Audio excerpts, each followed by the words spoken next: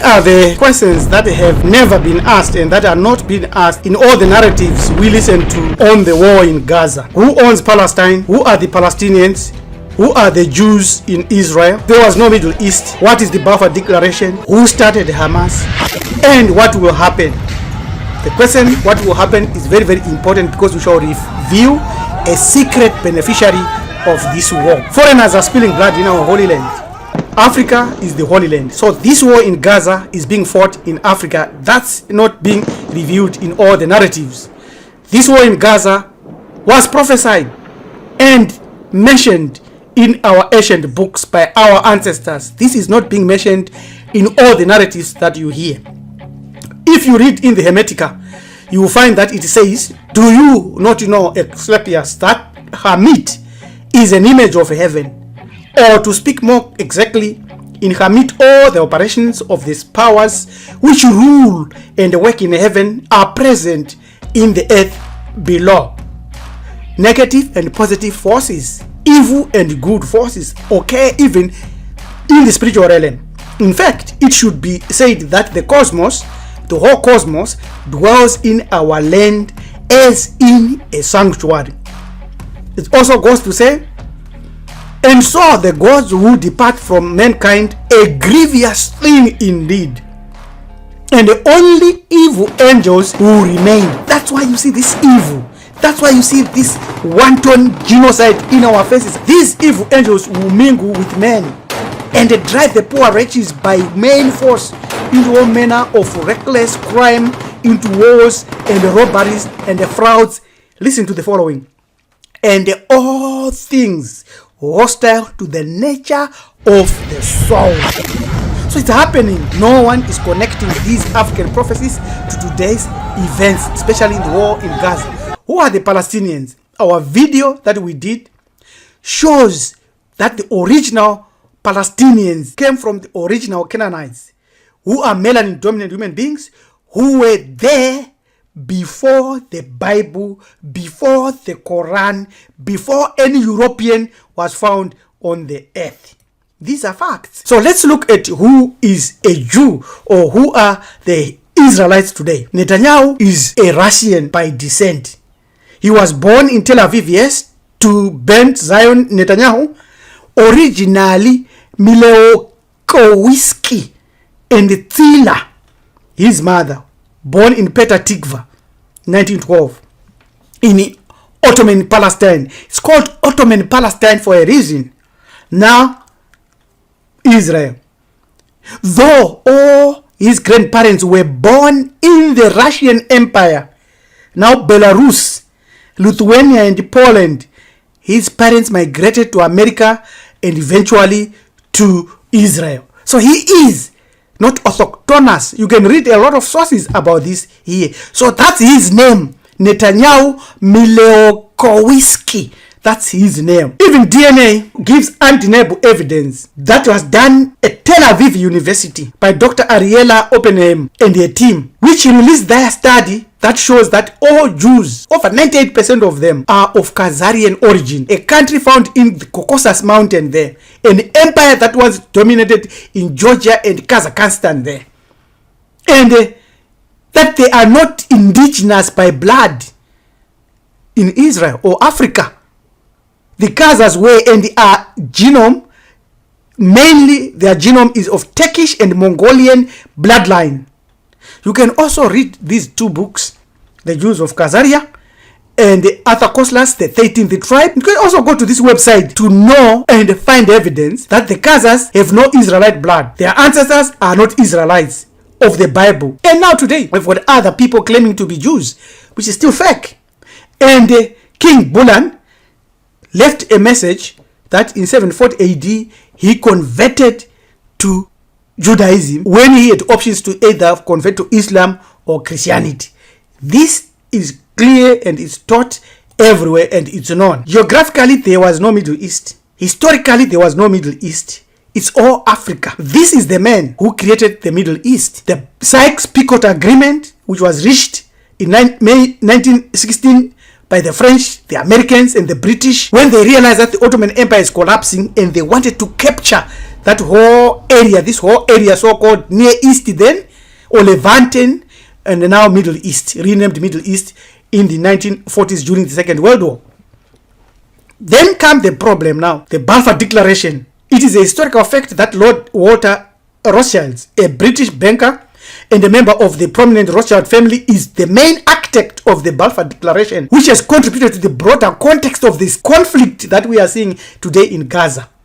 This Balfour Declaration declared as a gift of Palestine to Zionist movement that was agitating for a homeland for the Jews. You remember the Khazars? Yes, for their so-called homeland. The Balfour Declaration is just one piece of the larger puzzle that we are trying to share today and review. This is the summary of the whole puzzle shown here. The geographic origins of Europeans and Seljuk Turks, who are the same people today fighting in Gaza.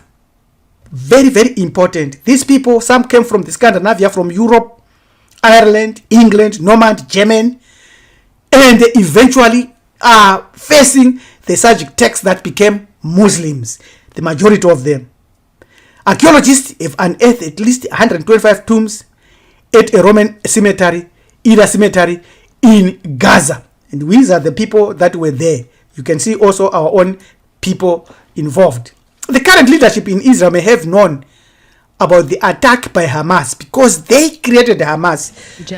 Listen to this video by Ron Paul. It will show you and prove to us that Hamas was started during the Intifada to counter Yasser Arafat PLO's military wing without objection. At that time. Madam Speaker, I rise in opposition to this resolution, not because I am taking sides and picking who the bad guys are and who the good guys are, but I'm looking at this more from the angle of being a United States citizen, an American, and I think resolutions like this really do us great harm.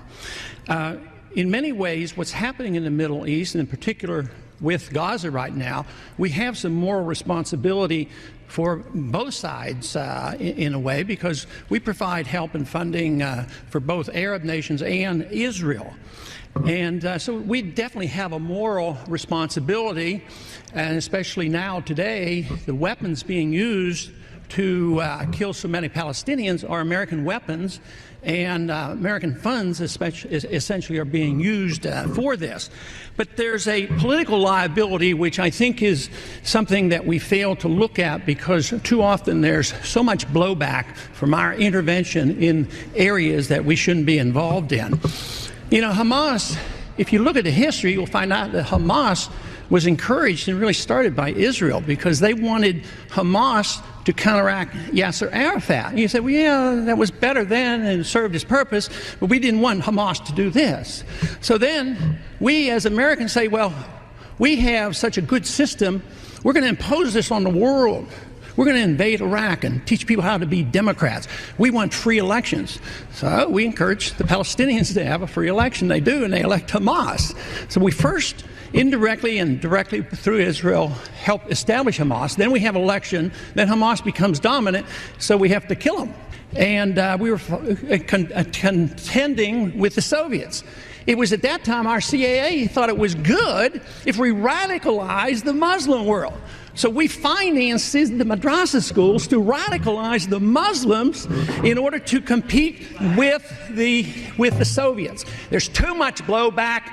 There's a lot of reasons why we should oppose this resolution. It is not in the interest of the United States. It's not in the interest of Israel either. Again, Gaza was known by our ancestors. It was named by our ancestors. We have Gaza Nkulu. We have Gaza. I have a Gazanian lineage myself. Gaza is mentioned for the first time in Khamitic annals in the record of the first campaign of Tutmose III, who looks like this, not like that, because they want to change history. This is fake. So, who is benefiting from this war in Gaza? It is the arms industry.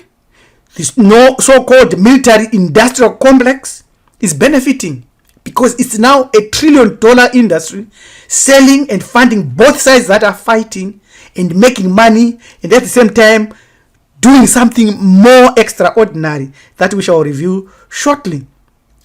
The historical distortionists also benefit a lot. We have already proved how they've done it by lying and writing lies, because history is written by the victors.